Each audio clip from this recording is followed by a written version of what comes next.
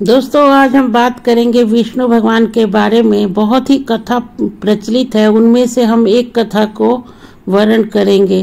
तो चलिए बढ़ते हैं आगे। यहाँ शिव और विष्णु के बारे में पौराणिक कथाओं से 3 दिलचस्प कहानियां पेश हैं।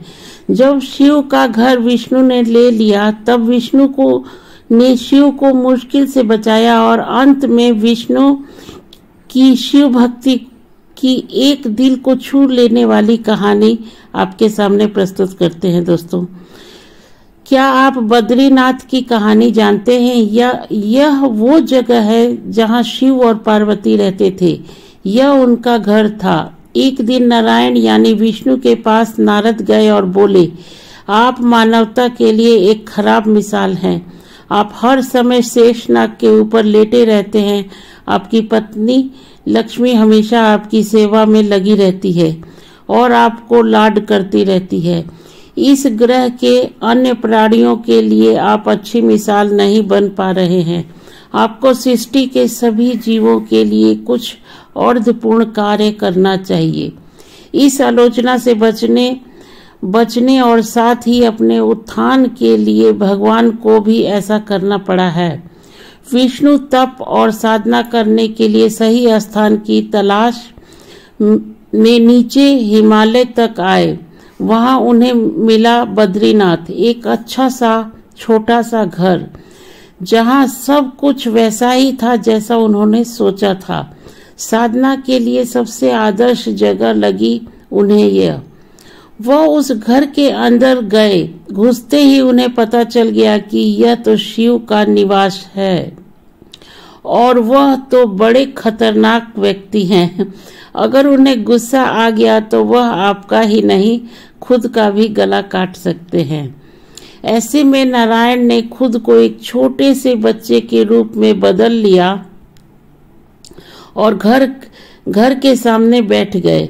उस वक्त शिव और पार्वती बाहर नहीं, कहीं टहलने गए थे।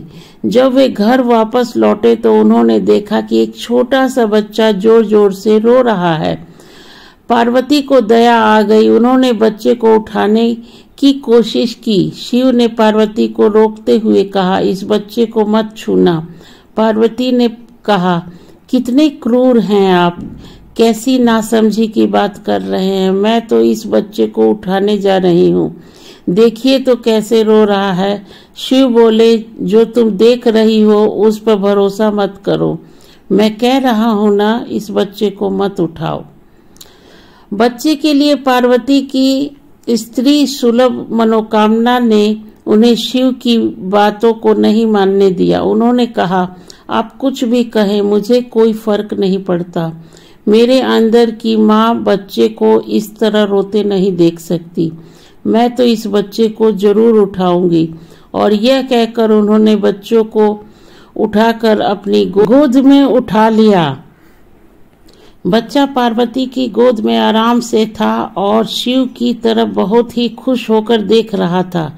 शिव इसका नतीजा जानते थे, लेकिन करे तो क्या करें।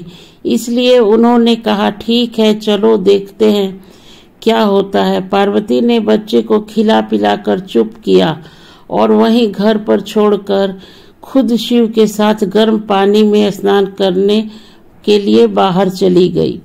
वहां पर गर्म पानी के कुंड है। उसी कुंड पर स्नान के लिए शिव पार्वती चले गए। लौटकर आए तो देखा कि घर अंदर से बंद था। शिव तो जानते ही थे कि अब खेल शुरू हो गया है। पार्वती हैरान थी कि आखिर दरवाजा किसने बंद कर दिया।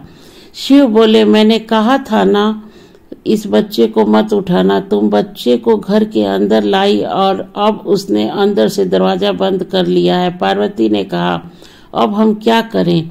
शिव के पास 2 विकल्प थे। एक, जो भी उसके सामने है और उसे जलाकर भस्म कर दे, और दूसरा, वे वहां से चले जाएं और कोई और रास्ता ढूंढ ले।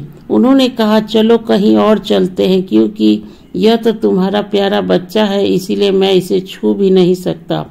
मैं अब कुछ नहीं कर सकता। शिव जी बोले कहीं और चलते हैं। इस तरह शिव और पार्वती को अवैध तरीके से वहां से निष्कासित कर दिया गया। वे दूसरी जगह तलाश करने के लिए पैदल ही निकल पड़े।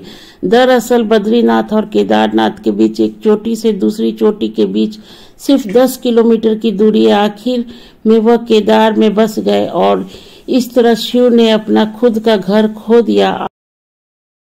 दोस्तों आप देख सकते हैं शिव जी ने अपना घर दे दिया और विष्णु भगवान ने बालक का रूप धारण करके उस घर पे कब्जा कर लिया। दोस्तों तो भगवान में भी ये सारी बातें हुई हैं। और अगर आपको वीडियो अच्छा लगता है तो लाइक शेयर और सब्सक्राइब जरूर कीजिए और चैनल को आगे बढ़ाइए। दोस्तों